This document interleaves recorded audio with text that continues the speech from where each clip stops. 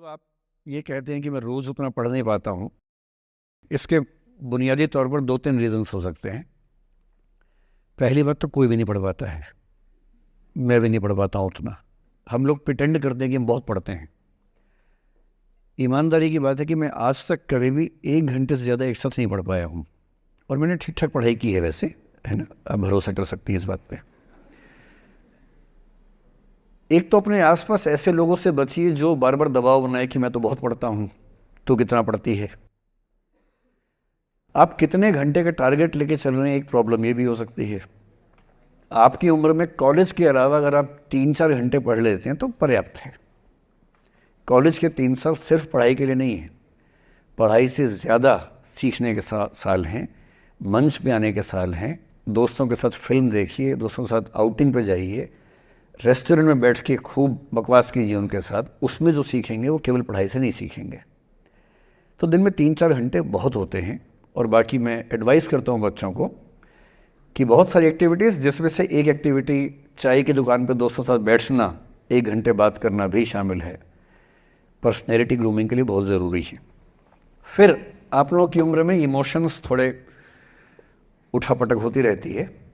अगर आप महीने के 30 दिन में से 6-7 दिन बीच में नहीं पढ़ पाते डिस्टर्बेंस से, तो इसका मतलब है कि आप दिमागी तौर पर एकदम ठीक हैं। चिंता उनकी है कि जो रोज पढ़ रहे हैं। इसका मतलब वो अपनी उम्र में जी नहीं रहे, वो किसी और उम्र में जी रहे हैं। तो ठीक है, कभी कभी डिस्टर्बेंस आएगी, उसको एंजॉय कीजिए। डिस्टर्बेंस बस सुंदर प्यारी होनी चाहिए, इतना ध्यान रखिए, है ना? जिसकी वजह से नींद उड़ी हुई है वो अच्छा होना चाहिए। जो मैंने कहा कि 7-8 साल पहले मैं थोड़ा एंग्जाइटी का शिकार हुआ, कई कारण थे, पर उसमें 2-4 लोग ऐसे थे जिन्होंने मेरा जीना मुश्किल कर दिया था उस समय। मतलब उन्होंने कर दिया, मैंने करवा भी लिया। अब तो मैं करवाता ही नहीं, तब मैंने करवा लिया था। अजीब किस्म के लोग, पीछे पड़ के रात दिन 24 घंटे तनाव देते रहना बिना किसी बात के, कोई वजह भी नहीं थी ऐसी। मैं बड़ा परेशान रहा। फिर बाद में परिस्थितियां बदल गई, मैं ठीक हो गया, मेरी स्थितियां ज़्यादा बेहतर हो गई। तो उन दिनों मैंने एक रहीम का दोहा पढ़ा, वो मेरे जीवन का उसूल बन गया। उसके बाद से 1-2 बार मेरे मन में आया कि मैं भी दुश्मनी कर लूं और दिखा दूं, और मेरे पास ताकत उनसे ज़्यादा थी उस समय भी, आज भी है। पर अगर मैं किसी के उकसाने पे उसके जैसा हो गया तो जीता तो वही। जब मैं ही नहीं रहा तो फिर तो कोई और लड़ रहा है, मैं रहा ही नहीं, वो जीत जाएगा। मेरी असली कश्मकश ये थी कि बिना उसके जैसा हुए इस चीज़ से बाहर निकलना है।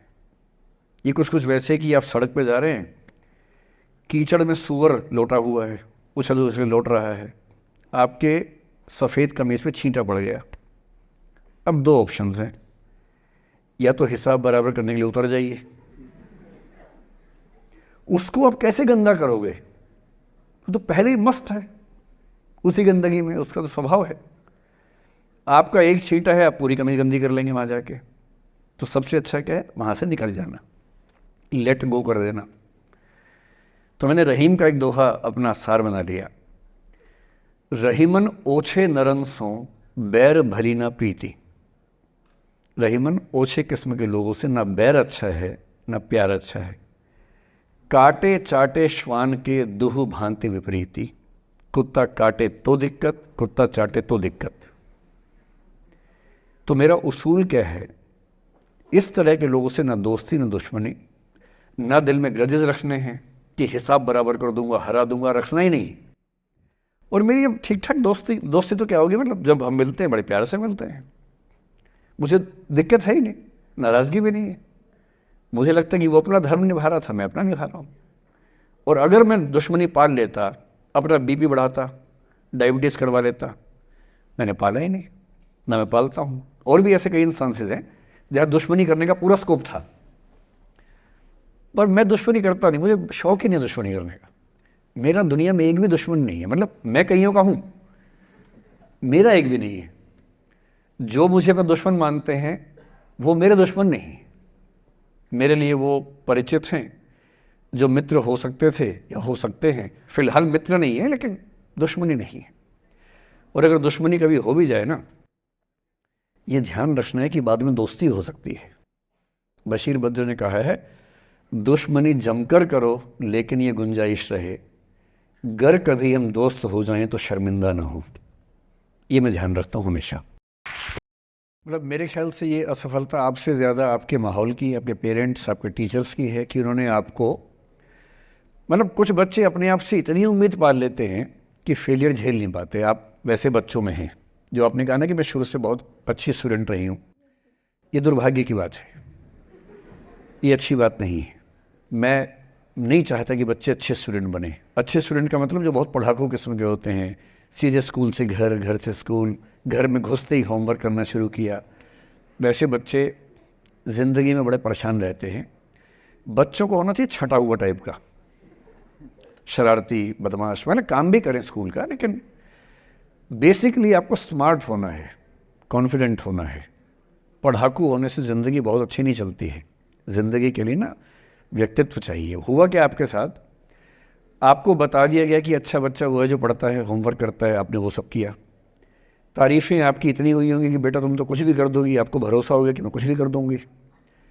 लेकिन ऐसी ऐसी तारीफ़ें हर गांव, हर मोहल्ले में कई बच्चों की हो रही थी। जब उन सब में कंपटीशन हुआ तो कुछ सफल हुए, बहुत सफल नहीं हो पाए।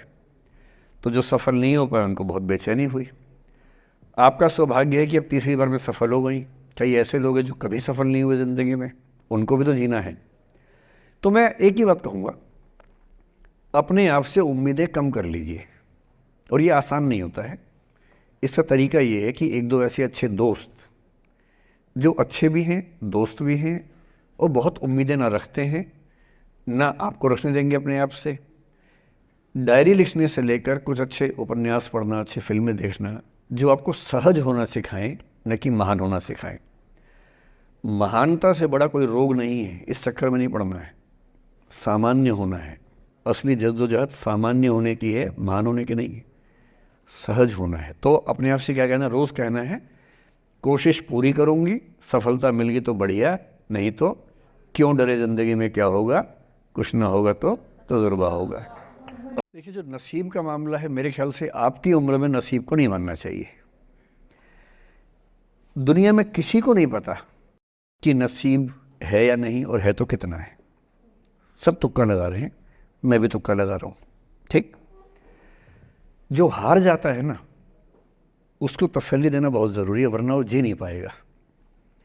और पराजित व्यक्ति को तसल्ली देने के लिए सबसे अच्छा शब्द है नसीब, भाग्य, नियति। बहुत ज़रूरी है। और इसलिए एक उम्र के बाद गीता का सार पढ़ना बहुत ज़रूरी है। समझना पड़ता है कि सब कुछ हमारे हाथ में नहीं होता है, सच में नहीं होता है। पर इसका मतलब ये भी नहीं है कि सब कुछ किसी और के हाथ में होता है। अगर ऐसा होता तो बिना मेहनत करने वाले आईएएस बन जाते या कुछ भी बन जाते।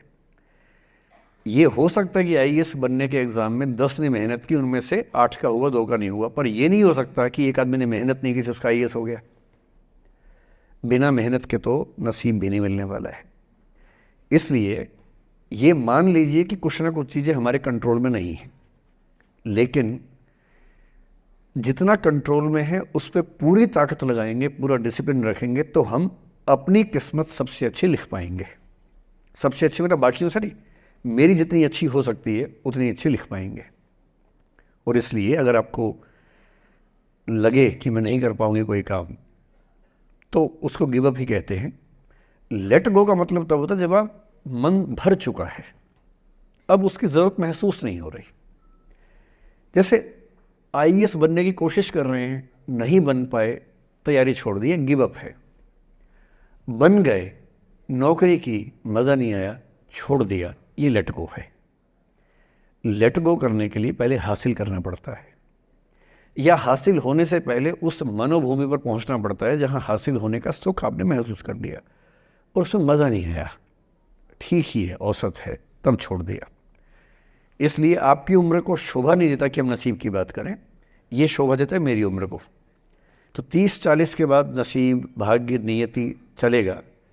फिलहाल कर्म पे भरोसा कीजिए, मेहनत, डिसिप्लिन, और मोटिवेशन से ज़्यादा महत्वपूर्ण है डिसिप्लिन, ध्यान रखिएगा। मोटिवेशन का ग्राफ ऐसा होता है, फिर ऐसे नीचे आता है धीरे धीरे। डिसिप्लिन ऐसे रहता है, और डिसिप्लिन वाला व्यक्ति हमेशा मोटिवेशन वाले व्यक्ति से ज़्यादा सफल होगा, ये मान के चलिए। सबसे अच्छा क्या है? Motivation with discipline. तो कोशिश कीजिए कि नसीब पे ना छोड़िए, अपने भरोसे कीजिए।